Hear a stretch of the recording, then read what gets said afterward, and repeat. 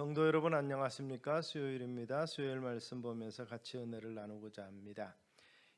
교회는 주님이 세우신 것이고 주님의 몸이라 우리는 보통 그렇게 이야기합니다. 우리는 그분의 지체죠. 그런데 이 지체가 세상으로부터 많은 비난의 대상이 되기도 하고 또 경원의 대상이 되기도 하고 있습니다.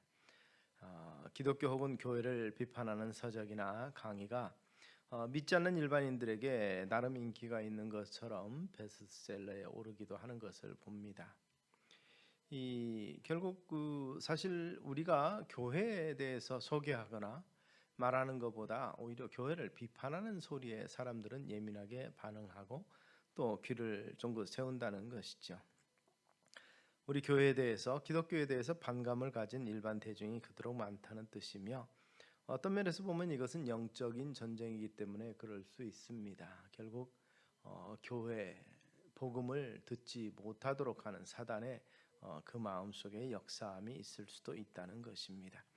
하나님의 원래 의도대로 그 교회를 세우신 목적으로 본다면 교회는 문제 해결이 되고 상처의 치유가 되고 외로운 사람들에게 위로가 되고 곤고한 사람들의 피난처, 안식처가 되고 그리고 나그네들의 길잡이가 되고 영혼을 사모하는 사람들에게 이 안내 역할을 해야 마땅한 것입니다.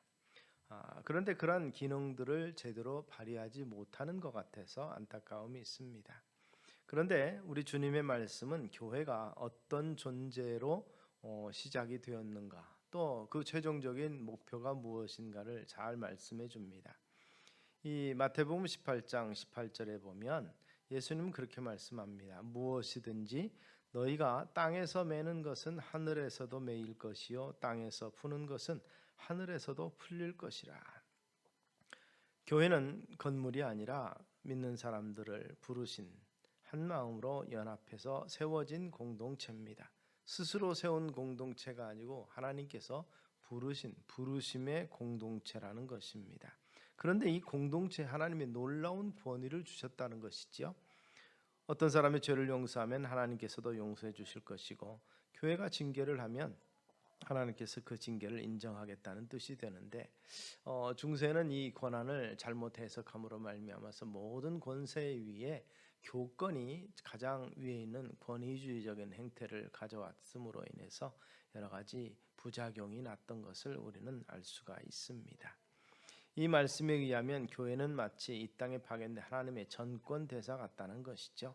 땅에서 너희 두 사람이 합심하여 무슨 일이든지 구하면 하늘에 계신 내 아버지께서 그들에게 이루어 주실 것이다. 두세 사람이 내 이름으로 모여 있는 자리, 거기에 내가 그들 가운데 있겠다라고 말씀하신 것입니다. 두세 사람이 모인 곳, 그것이 바로 예배를 위해서 모인 공동체를 말하는 것입니다. 함께 모여 교회를 이루고 살아가는 현장을 말하는 것이죠. 그때 주님께서 우리와 함께 계시겠다는 약속의 말씀이 있습니다. 이런 말이 있습니다. 교회에는 많은 비판자가 있을 수가 있으나 경쟁자는 존재하지 않는다. 즉 교회를 대해서 비판하는 세력은 있을 수 있으나 교회를 대안할 수 있는, 교회를 대신할 수 있는 단체 세력은 없다는 것입니다. 교회가 비판받을 수 있지만 그렇다고 해서 다른 것을 통해서 하나님께서 세우신 거룩한 목적을 이룰 만한 모임이 있을 수가 없다는 것입니다. 그 일을 주님께서 맡기셨고 교회 외에 다른 곳에다가 두지 않으셨다는 뜻도 됩니다. 두세 사람이 내 이름으로 모인 그 자리를 통해서 하나님은 뜻을 이루시기를 원하십니다.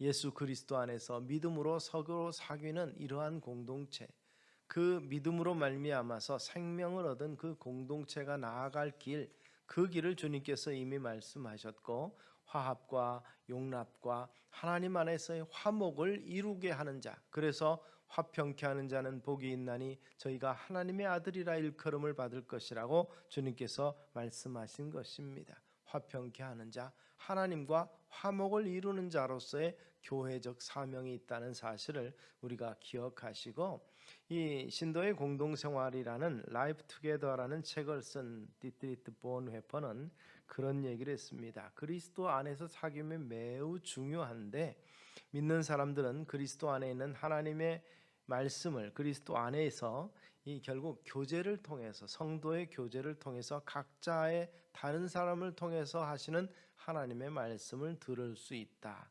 동일한 소망을 가진 다른 형제 자매를 지속적으로 만나면서 그들과의 대화를 함으로써 하나님의 뜻을 안다는 것입니다.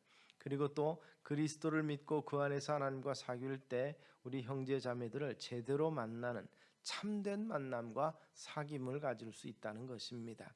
세상에 막힌 담을 헐 수 있는 유일한 길이 바로 예수 그리스도라는 사실을, 그리고 그리스도를 떠나서는 이 담을 넘어설 방법이 없다고 그는 말했고, 그리고 이 만남, 이 사귐, 이 방법은 영원하다 이렇게 얘기했습니다. 믿음 안에서 생명 얻어서 사귀는 이 귀한 사귐은 영원히 지속되는 사귐이다 이렇게 말하고, 그리스도께서 우리를 영원한 연합으로 묶어 주셨다고 말합니다. 그런 면에서 이 교제의 능력을 통해서 세상을 향해서 섬기는 것이 교회다. 그는 그렇게 이야기를 했습니다. 교회는 교회로서의 자격과 권위와 능력을 유지하고 그 사명을 감당하기 위해서 우리에게 필요한 것이 바로 그것이라는 것입니다. 교회가 거룩해져야 되겠고 권능을 가진 것을 시행할 수 있는 능력이 있어야 된다는 것을 말합니다.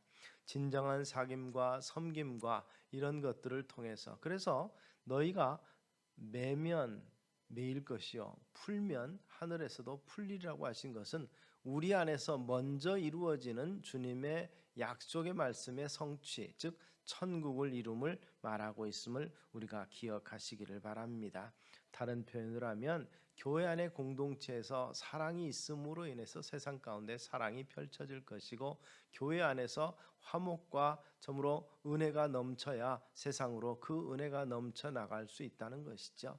너희가 가지가 담을 넘었도다 하는 축복과 같이, 요셉의 축복과 같이 이 같은 교회 안에서의 참된 교제가 세상으로 나아갈 때 아름다운 교제의 모습으로, 세우는 모습으로, 참으로 세상을 치유하고 회복하는 모습으로 나아갈 수 있는 능력이 주어지는 경건이 이루어진다고 약속하고 있습니다. 바로 이 같은 거룩한 회복의 역사를 위해서 먼저 교회가 필요한 것은 교회가 거룩해지는 것입니다. 거룩한 회복의 역사가 우리 각자의, 우리 교회 공동체 안에 있게 될 때 우리의 건강함을 통해서 세상의 건강을 꾀할 수 있고 세상의 평안을 가져올 수 있다는 사실을 확신하시는 우리 성도님들 되셔서 교회 회복을 열망하고 기도하는 모든 성도들과 교회들이 연합할 수 있는 은혜가 있으면 좋겠습니다. 그래서 교회가 세상의 빛으로 소금으로 거룩한 향기를 감당하는 경건한 삶이 교회에서 모범이 되어지고 이 같은 모습으로 보여지고 이루어지는 우리가 되기를 주의 이름으로 축원합니다. 기도하겠습니다. 살아계신 아버지 하나님, 하나님의 거룩한 공교회가 참으로 사람으로 이루어져 있습니다. 성령께서 도우시지만 참으로 주의 거룩한 백성들의 모임인 것을 우리가 기억하고 우리 속에서 경건의 능력이 나타나게 하여 주시고 거룩한 모습이 있게 하여 주시옵소서. 먼저 우리가 푸는 자들이 되게 하여 주시옵소서. 소망을 가지고 붙잡으며 위로하며 격려하는 자가 되게 하시고 섬기는 공동체가 됨으로 말미암아서 세상을 올바로 섬기며 치유하며 나아가는 예수 그리스도의 거룩한 몸이 되게 하여 주시옵소서. 예수님 이름으로 기도드리옵나이다. 아멘.